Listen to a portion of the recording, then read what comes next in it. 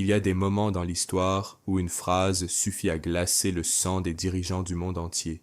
Ce jeudi 2 avril, le secrétaire général des Nations Unies, Antonio Guterres, a prononcé ces mots devant les caméras du monde entier.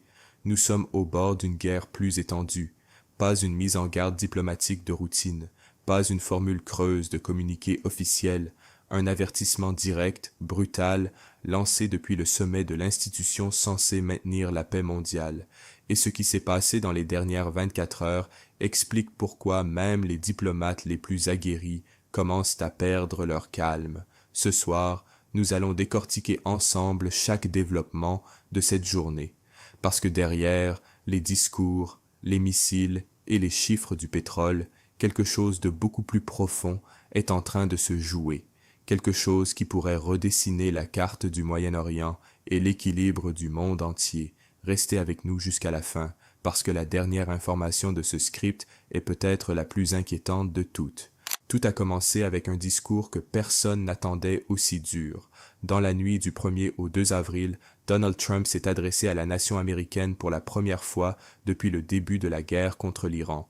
Les marchés financiers espéraient un signal d'apaisement. Les diplomates guettaient une ouverture vers la négociation, et les millions de téléspectateurs à travers le monde attendaient peut-être une lueur d'espoir. Ils n'ont rien eu de tout cela. Trump a affirmé que les États-Unis avaient obtenu des victoires qu'il a qualifiées de décisives et d'écrasantes, et a déclaré que son pays était proche de remplir ses objectifs en Iran. Jusque-là, le discours semblait calibré, mais le président américain n'a pas su, ou pas voulu, s'arrêter là. Nous allons les ramener à l'âge de pierre auquel ils appartiennent, a-t-il lancé en parlant des Iraniens, des mots qui, en quelques secondes, ont anéanti les espoirs d'une désescalade rapide. Les marchés asiatiques, qui avaient timidement rebondi dans la matinée sur des rumeurs de négociations, ont immédiatement replongé. Le baril de Brent, référence internationale du pétrole, est remonté en flèche, repassant nettement au-dessus des 105 $, un niveau qui, s'il se maintient, menace directement le pouvoir d'achat de centaines de millions de personnes à travers le monde. Mais ce que Trump a dit ce soir-là n'était que le début d'une cascade de développements alarmants. La réponse iranienne n'a pas tardé. Quelques heures seulement après le discours de Trump, l'armée iranienne a publié une déclaration d'une violence rhétorique rare, promettant des attaques qu'elle a qualifiées de écrasantes contre les États-Unis et Israël. Le texte affirme que la guerre, je cite, se poursuivra jusqu'à l'humiliation, le déshonneur, les regrets définitifs et la capitulation de ses ennemis. Ce n'est pas le langage d'un régime en train de négocier en coulisses. C'est le langage d'un pouvoir qui, acculé, a décidé de transformer sa survie en cause existentielle. Sur le terrain, les faits confirment cette posture. L'armée israélienne a annoncé avoir dû contrer pas moins de 4 salves de tirs de missiles iraniens en l'espace de 6 heures. 4 personnes ont été légèrement blessées. Ce rythme d'attaque soutenu montre que malgré les frappes américano-israéliennes qui ont déjà détruit une large partie de ses capacités militaires, l'Iran conserve encore une capacité de nuisance réelle et une volonté politique de l'utiliser. Téhéran a également démenti catégoriquement la tenue de toute négociation sur un cessez-le-feu, dénonçant les exigences américaines comme maximalistes et irrationnelles. Traduction diplomatique, l'Iran refuse de capituler publiquement, même si des canaux de communication existent en coulisses. Et c'est là que la situation devient encore plus complexe. Parmi toutes les informations de cette journée, il en est une qui est passée presque inaperçue dans le bruit médiatique général. Et pourtant, elle marque peut-être un tournant dans la nature même de ce conflit. Les gardiens de la révolution iranienne ont annoncé avoir mené des frappes contre les infrastructures cloud du géant américain Amazon à Bahreïn. Des serveurs, des centres de données, des systèmes informatiques critiques. Et dans leur communiqué, ils ont été explicites sur le message qu'ils voulaient envoyer. Si les assassinats de dirigeants iraniens continuaient, les grandes entreprises américaines de renseignement, d'informatique et d'intelligence artificielle deviendraient des cibles directes. Réfléchissez une seconde à ce que cela signifie. Nous ne parlons plus seulement de missiles contre des bases militaires, de drones contre des navires pétroliers ou de frappes contre des installations nucléaires. Nous parlons d'une guerre qui commence à s'étendre délibérément vers les infrastructures technologiques mondiales, vers les systèmes qui font tourner l'économie numérique de la planète. Certains analystes y voient le signe qu'Iran cherche à diversifier ses vecteurs de pression pour compenser ses pertes militaires conventionnelles. D'autres estiment que c'est un avertissement calculé destiné à faire monter le coût politique de la guerre pour Washington, en touchant non plus seulement des soldats, mais des entreprises, des actionnaires, des consommateurs. Quoi qu'il en soit, cette frappe contre Amazon ouvre une nouvelle dimension du conflit, une dimension que personne jusqu'ici n'avait vraiment anticipée. Pendant ce temps, l'étau se resserre sur l'économie mondiale. Le détroit d'Ormuz, ce corridor maritime de quelques dizaines de kilomètres à peine, reste paralysé depuis maintenant plus d'un mois. Environ 1/5 du pétrole mondial transite normalement par ce point de passage. Aujourd'hui, ce flux est réduit à presque rien, avec des conséquences qui se font sentir sur tous les continents. Ce jeudi, le secrétaire général du Conseil de coopération du Golfe a pris la parole devant le Conseil de sécurité de l'ONU pour réclamer une autorisation explicite à utiliser la force militaire afin de libérer le détroit.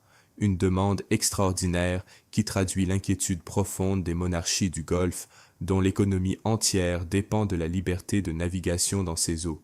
Mais au Conseil de sécurité, un projet de résolution présenté par Bahreïn se heurte depuis 10 jours aux divisions habituelles entre grandes puissances.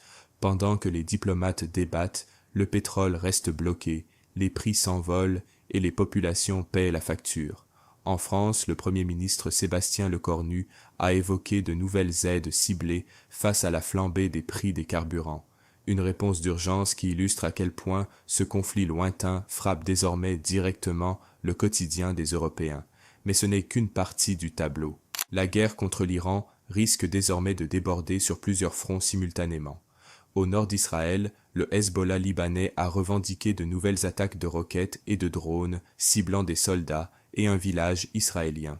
Le chef des opérations humanitaires de l'ONU, Tom Fletcher, a exprimé sa vive inquiétude depuis la Syrie, avertissant qu'il existait un risque bien réel de voir se développer un conflit de longue durée entre Israël et le Hezbollah au Liban, un conflit qui pourrait se poursuivre même si un cessez-le-feu était conclu entre Téhéran, Washington et Tel Aviv. Il a aussi évoqué le spectre d'une occupation israélienne prolongée du sud du Liban et alerté sur la fragilité de la cohésion nationale libanaise face à des déplacements massifs de population. Plus à l'est, en Irak, la situation est également en train de se détériorer dangereusement. L'ambassade des États-Unis à Bagdad a lancé une alerte urgente à ses ressortissants, les exhortant à quitter le pays immédiatement, face à des risques d'attaque dans les 24 à 48 heures au cœur de la capitale irakienne. C'est un signal extrêmement sérieux. Quand une ambassade américaine demande à ses citoyens de partir immédiatement, cela signifie que les services de renseignement ont identifié une menace concrète et imminente. Ce qui se passe en Irak dans les prochaines heures sera déterminant. Et au milieu de tout cela, Antonio Guterres regarde la situation avec une impuissance qu'il ne cherche même plus à masquer. Le secrétaire général de l'ONU a réclamé l'arrêt immédiat des frappes israélo-américaines contre l'Iran, mais aussi des contre-attaques iraniennes contre ses voisins. Il a averti, sans ambages, que le monde se trouvait au bord d'une guerre plus étendue. Le problème, c'est que l'ONU n'a pas les outils pour arrêter ce qui est en train de se passer. Le Conseil de sécurité était bloqué par les divisions entre ses membres permanents. Les appels à la désescalade restent sans effet.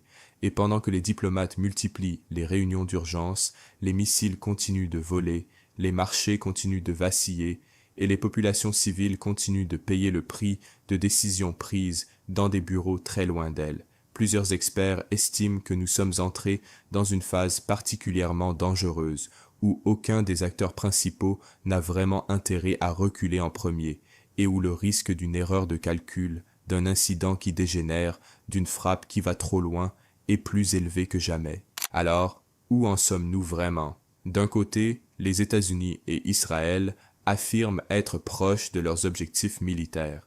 De l'autre, l'Iran dit qu'il ne capitulera jamais.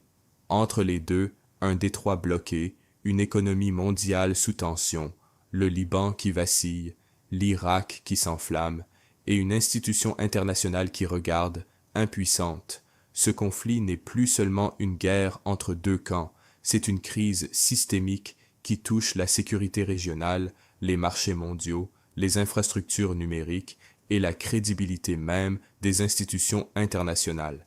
La vraie question n'est plus de savoir si un cessez-le-feu sera signé.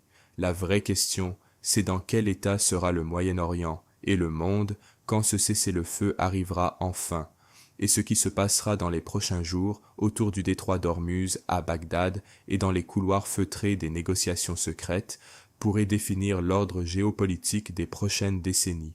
Nous continuons de suivre cette situation de très près. Si vous voulez être informé en temps réel de chaque développement majeur, abonnez-vous à cette chaîne et dites-nous en commentaire, selon vous, est-ce que le monde est vraiment au bord d'une guerre généralisée ou assiste-t-on à une escalade rhétorique calculée? La réponse n'est peut-être pas aussi évidente qu'elle en a l'air.